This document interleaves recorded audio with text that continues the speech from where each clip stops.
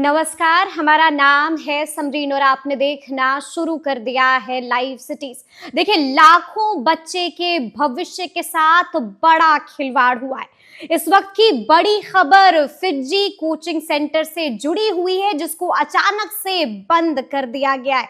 आपको बता दें कि जैसे ही ये खबर निकल के आई है, वैसे ही हंगामा मच गया है, हर तरफ हल्ला हो गया है। तो बड़ा सवाल यही उठता है कि आखिर ऐसा हुआ क्यों, अचानक से फिजी कोचिंग सेंटर को बंद क्यों कर दिया गया है। तो आज हम इसी मुद्दे पर सीधी बातचीत करेंगे सीनियर जर्नलिस्ट ज्ञानेश्वर जी से। ज्ञानेश्वर जी, बड़ी खबर आ रही है, फिजी को अचानक से बंद कर दिया गया है, क्या है कारण? देखिए, ये धोखाधड़ी है बिहार के साथ।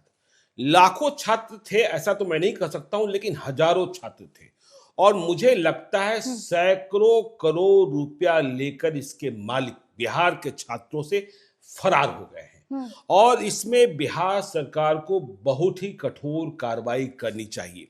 देखिए, यह छात्रों के साथ खिलवाड़ है, छात्रों के अभिभावकों के साथ खिलवाड़ है। फिटजी जो एक विश्वसनीय नाम था, ठीक है ना, आईआईटी और जेई की तैयारी के लिए जो संस्थान देश भर में जाने पहचाने जाते हैं, फिटजी, एलन। और देखिए, बुधवार की रात अचानक, देखिए कल जब बच्चे पहुंचे पटना में, इनके 3 जगह पर सेंटर्स थे।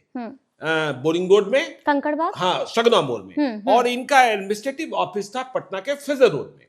और जो बच्चे पढ़ रहे थे 1 लाख रुपयों से लेकर 4 लाख रुपयों तक का फीस जमा किए हुए थे। तो अचानक से कोई नोटिस नहीं, और जब बच्चे पहुंचते हैं गुरुवार को तो मालूम होता है शटर गिरा हुआ। अरे, यह तो नॉन बैंकिंग कंपनी जिस तरीके से फ्रॉड करते हैं उस तरीके का फ्रॉड हो गया। और कल बच्चों ने हंगामा किया, लेकिन वहां जवाब देने वाला भी कोई नहीं था। कोतवाली थाने की पुलिस पहुंची, लेकिन कोतवाली थाने की पुलिस का यह मसला नहीं है। इसमें बिहार सरकार को स्वतः संज्ञान लेना चाहिए। बिहार के बच्चे, इन बच्चों को उनके अभिभावक कैसे पढ़ाते हैं, बिहार में पर कैपिटा इनकम क्या है, और अभिभावकों के ख्वाब क्या होते हैं। और फिटजी जैसे संस्थान, कहा यह जा रहा है कि पिछले 1 साल से यह संस्थान आर्थिक नुकसान को झेल रहा था, लेकिन इतना भी आर्थिक नुकसान नहीं था। और यदि आप झेल भी रहे थे, आप नए दाखिला क्यों ले रहे थे, आप बच्चों से फीस क्यों जमा करवा रहे थे? और जब आपने बंद करने का इरादा कर लिया था, तो इसकी सूचना पहले क्यों नहीं दी गई? बड़े बड़े विज्ञापन छापते थे, यह दाखिले के लिए छापते थे, जब नतीजे आते थे तो टॉपर्स बताते थे, लेकिन अचानक से आपने शटर गिरा दिया। ये कोई नॉन बैंकिंग फ्रॉड है। बिल्कुल बिल्कुल जी। तो बिहार में इकोनॉमिक ऑफेंस यूनिट को, देखिए, यह आर्थिक अपराध है। और आप समझिए इस बात को कि जो लड़के हैं, शिक्षकों के बारे में भी खबर आ रही है कि उन्हें 1 साल से समय पर वेतन नहीं मिल रहा था, या यूं कहें कि पिछले कई महीनों से बकाया था। और जहां सेंटर्स चल रहे थे, उनके जो मकान मालिक थे, उनके किराए में भी कटौती की गई थी, या फिर उन्हें किराया समय पर नहीं दिया जा रहा था कई माह का। तो इसके बाद भी आप छात्रों के साथ खिलवाड़ कर रहे हैं, यह बहुत बड़ा मसला है। और देखिए, जो इनके शिक्षक थे, हमारी जानकारी आ रही है कि कोई एक पटना में श्री चैतन्य एकेडमी है, अधिकांश शिक्षक वहां चले गए अचानक से। जी। और इन शिक्षकों के पास 2 दिनों पहले शायद फिजी के हेडक्वार्टर से मैसेज आया, नमस्ते पटना या नमस्ते बिहार। अच्छा, हाँ, ये क्या मतलब है भाई? ये क्या मतलब है? आपने पैसा ले लिया और आप क्या बोलता है, गायब हो गए, शटर गिरा दिया आपने। क्या करेंगे छात्र?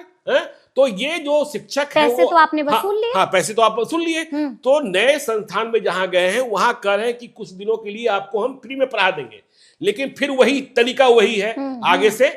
अब उस संस्थान का भी क्या? और देखिए, मैं जब फिटजी के बारे में मतलब देख रहे थे तो हमें मालूम हुआ कि 31 दिसंबर 2024 को फिटजी का नेट वर्थ जो है करीब 1500 करोड़ रुपयों का है। अच्छा, करीब 1500 करोड़ रुपयों का है समरीन जी। और इसके जो मतलब आप कह लीजिए कि इसके जो कर्ता धर्ता हैं, वो डीके गोयल साहब हैं जी। और पिछले साल भी 542 करोड़ रुपए इन्होंने मार्केट से उठाए हैं, ठीक है ना।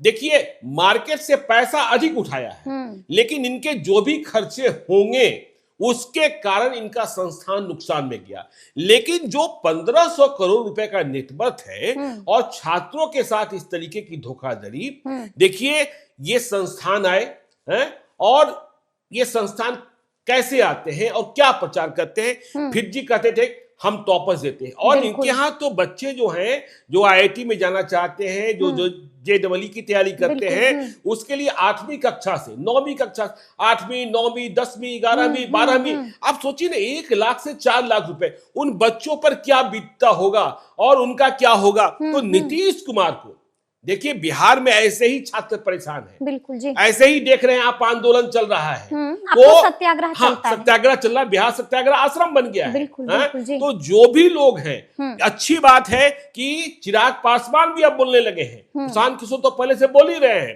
तो इन फिटजी छात्रों, मतलब मासूम छात्र हैं, बिहार की मेधा है, हम ऐसे ही मेधा के प्लान के बारे में रोते रहते हैं और इस बात की शिकायत करते रहते हैं कि कोटा जाना पड़ता है। लेकिन आपने बिहार को यह दिवा स्वप्न दिखाया कि हम बिहार में हैं, बिहार के बच्चों को बिहार में ही पढ़ाएंगे, लेकिन आप अचानक एक दिन शटर बंद करते हैं और भाग जाते हैं। ये तो मजाक हो गया, ये मजाक हो गया। और ये मजाक नहीं, ये अपराध है, बहुत बड़ा अपराध है। हजारों हजार छात्रों के साथ खिलवाड़ है, हजारों हजार अभिभावकों के साथ खिलवाड़ है। और जब 1 लाख रुपए से 4 लाख रुपए तक की वसूली हो रही थी, देखिए इसके मालिक के खिलाफ इकोनॉमिक ऑफेंस इंस्टीट्यूट को, और क्योंकि देखिए मैं कह रहा हूं कोतवाली थाने का मसला नहीं है, क्योंकि इसमें जो नमस्ते बिहार लिखा गया, नमस्ते पटना लिखा गया, पहले क्या चीजें हो रही थी, किस तरीके का कम्युनिकेशन हो रहा था, किस तरीके के मेल आ रहे थे, और इसका मतलब तैयारी कर ली गई थी। इसका मतलब फिटजी ने एक ऐसा गिरोह भीतर तैयार कर रखा था जो किसी को नहीं बताता और रात को ताला जड़ देता। ये कौन लोग थे भाई, ये कौन लोग थे, ताला जड़ दिया गया है। और फिर वहां जो उनकी संपत्ति थी, जो उनके कंप्यूटर्स थे, उनका क्या हुआ। तो ये तो आर्थिक अपराध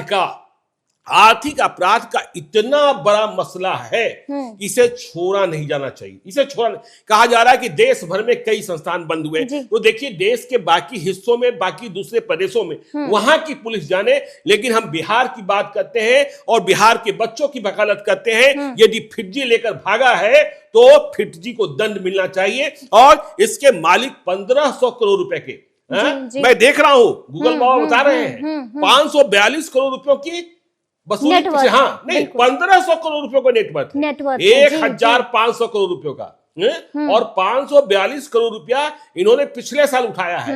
नुकसान इन्होंने करीब 67 करोड़ रुपए दिखाए, तो 67 करोड़ से नुकसान ना, तो अब भी 1400 करोड़ से अधिक पैसे तो रुपए आपके पास हैं, तो फिर यह धोखाधड़ी, यह कैसे मंजूर होगा।